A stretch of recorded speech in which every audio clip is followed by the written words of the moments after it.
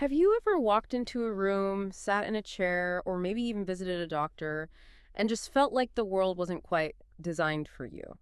What if that feeling isn't just you? What if it's systemic, rooted in data, or maybe more accurately, the lack of data? Well, enjoy a bold new take on book coverage with this extended analysis. It's more than just a summary, though we do include that too. This feature really examines how an author shapes their argument, how they build influence, and how they earn or maybe lose your trust. We want to give you the tools to read with, sharper insight and greater discernment. Wondering if you should read this book, this should help. It's also, I think, excellent for aspiring writers. If you find this expanded format valuable, please let us know. Your feedback really helps guide our future content.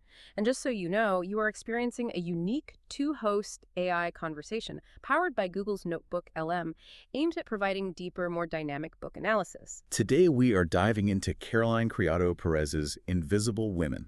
It's a nonfiction investigation, and it really lays bare what she terms the pervasive gender data gap. This book, it's not just criticism, it's a profound challenge, really. It pushes us to see how society's default male perspective creates these systematic disadvantages for women across so many areas, often without us even realizing it's happening. Right, so our mission today is to really uncover the crucial insights from this book. We want to analyze how Perez meticulously builds her case, looking at everything from her compelling evidence to her rhetorical choices. How does she ultimately influence our understanding of a world designed for, well, maybe not everyone? Let's dig in. Okay, so at its core, Invisible Women reveals how women are systematically forgotten, I guess, in a world largely built on male data. Perez showcases the consequences of this default male perspective, and they can be frustrating, even dangerous. It impacts everything from the size of your phone to the safety features in your car, even down to medical diagnoses. The basic idea is that a huge chunk of the world's data collection has historically either ignored women completely or just generalized from male data, and that leads to all sorts of mismatches for, well, half the population. That idea of a default male world, it's powerful and frankly a bit unsettling. It makes you wonder, where does this bias actually show up day to day? According to the book, what are some of those key areas where this data gap really manifests? How does she illustrate these points? Well, the book is structured very rigorously, domain by domain, to make this bias undeniable. Perez walks us through daily life, the workplace, public health, product design, even disaster response. Take public health, for example. It's a big one. Women are often misdiagnosed because drug trials or symptom research historically focused mainly on male bodies. Get this. Women are apparently 50% more likely to be misdiagnosed after a heart attack, often because their symptoms, maybe fatigue or nausea, don't fit that textbook male presentation of chest pain. That's a direct result of this gender data gap. 50%. That's staggering. It's not just about comfort then, it's literally about survival. What about other areas? Like how we move around our cities? Does it show up there too? Oh, absolutely. Urban planning is another key area. There's often a lack of data on women's travel patterns. Women's travel is often more complex, right? Multiple stops for childcare, errands, work. Perez calls it trip chaining. Because that data is missing, public transport routes might not serve their needs. Or think about snow clearing priorities. Cities might clear the main roads first, often used by male commuters in cars, but leave sidewalks or smaller rights uncleared. And those are disproportionately used by women, impacting their safety, their mobility. Even things like smartphones or, say, personal protective equipment, PPE. It's often designed to fit the average male hand or body. That makes it less efficient or even unsafe for women in jobs like healthcare or construction.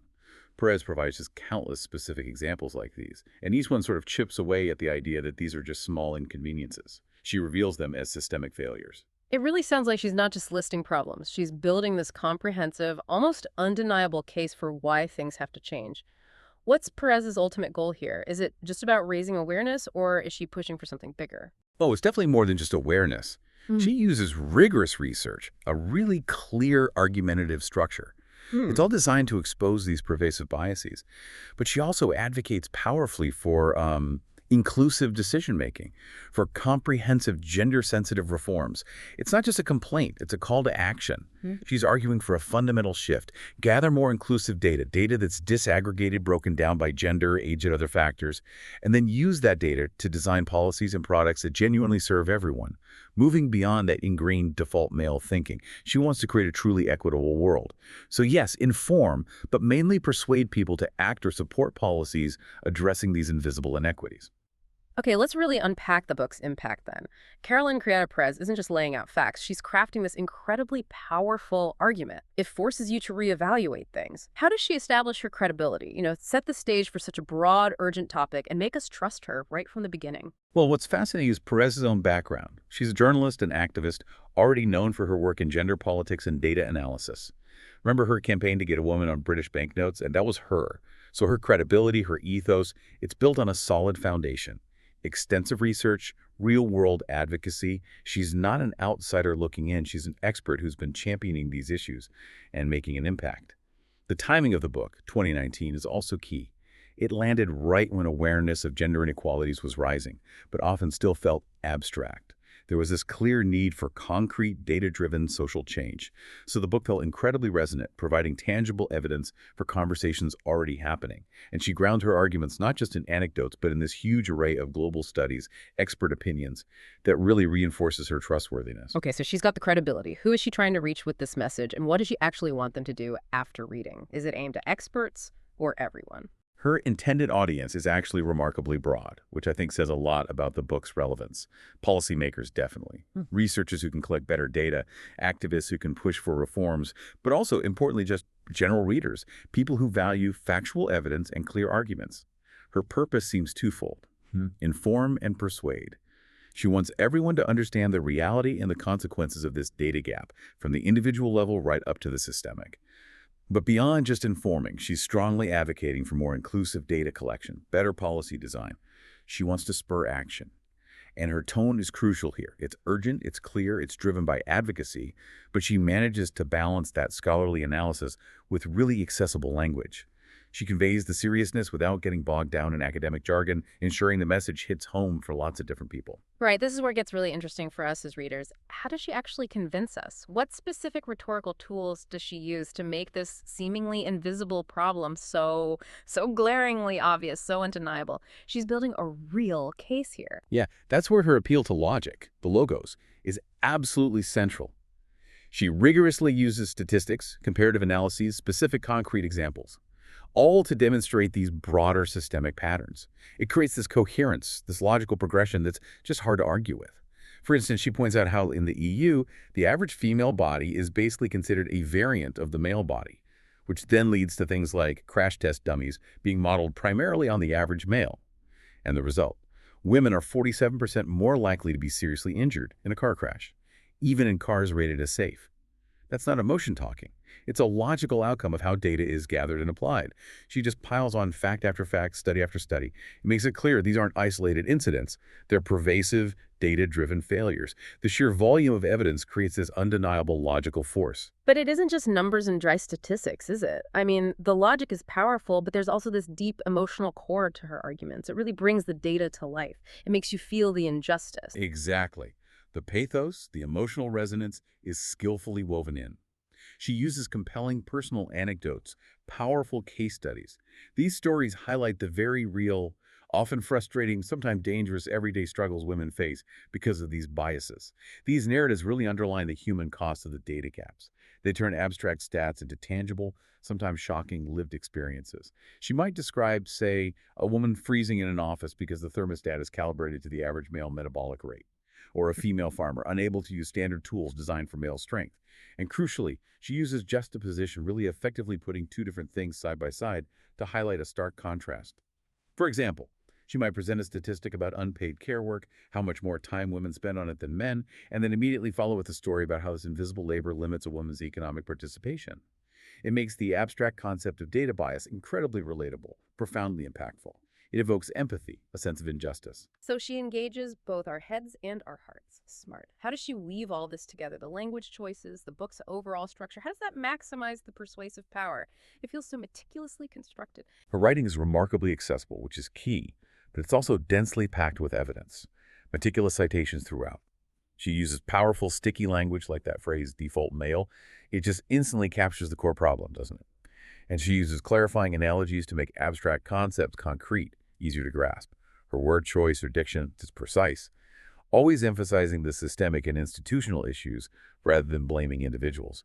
That reinforces the idea that these aren't just accidental oversights, but deeply embedded problems in our systems. And the book's structure itself is, I think, a strategic masterstroke, organizing it by key domains: daily life, workplace, health, design, disasters. It creates this powerful problem-solution pattern. Each chapter systematically lays out the problem in a specific area, backs it up with data, making the argument build and build. Plus, she repeats core concepts like gender data gap and default male. That repetition builds cumulative momentum, making sure those central ideas really stick with you. I also noticed she connects her work to a larger intellectual history. She places her arguments within a broader context, right? She's not just presenting these ideas out of nowhere. Yes, exactly. She makes effective use of illusion. She invokes figures like Simone de Beauvoir, references established feminist theory. That situates her argument within this wider academic and social discourse. It lends intellectual weight, sure, but it also shows these ideas aren't entirely new. What is new is the fresh, data-driven evidence she brings to bear on them. And to keep the reader engaged, she frequently uses rhetorical questions, sprinkled throughout the text. They challenge your assumptions, they prompt you to critically think about whose needs data and design really serve. It makes you an active participant, not just a passive receiver of information. Speaking of deeper dives and active participation, if you're finding this expanded analysis valuable, you might also enjoy Mindful Moments, which is our YouTube channel. We offer AI book analysis, summaries, and critiques there too, all designed to inspire reflection and rational thought. It's a great way to explore these kinds of topics even further. Indeed. So, after looking closely at her methods, what's the verdict? How effective is the book overall? Does she succeed in her goal of informing and persuading? I'd say she is highly effective, really effective at exposing systemic data bias and its very real, sometimes dangerous consequences. And that success is directly tied to her compelling evidence, yes, but also those relatable case studies. They make complex elements accessible and impactful for both experts and general audiences. Her logical consistency is also really notable. Arguments move smoothly from specific examples to these broader patterns, and everything feels supported by well-chosen studies and surveys. It leaves very little room to doubt the existence and the impact of the gender data gap. Absolutely. And the quality of the evidence in Invisible Women is truly one of its greatest strengths. Her collection of global data, the comparative policy analysis, the pointed citations, it doesn't just make her case compellingly. It actually raises the standard for future research on gender and policy. It provides a robust framework for others to build on. Ultimately, Perez's analysis is sophisticated. She really exposes the tensions between these long-held societal norms and individual experiences.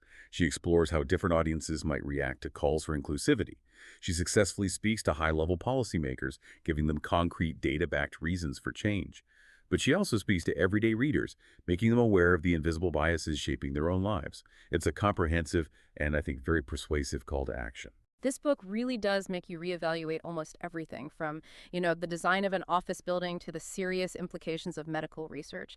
So after hearing all this, maybe ask yourself, what unseen defaults might still be shaping your world, and whose experiences are being made invisible as a result? Experiences you might not have even noticed before. Caroline Criado Perez's Invisible Women isn't just a book, it's really a critical lens. It empowers you to read and maybe see the world with sharper insight and greater discernment. It challenges you to look beyond the obvious. Click the link on screen for the in-depth book summary. Subscribe, share, purchase via the link, and always think rationally. See the many genre-based book discussions at Mindful Moments. Subscribe and nourish your mind on the go.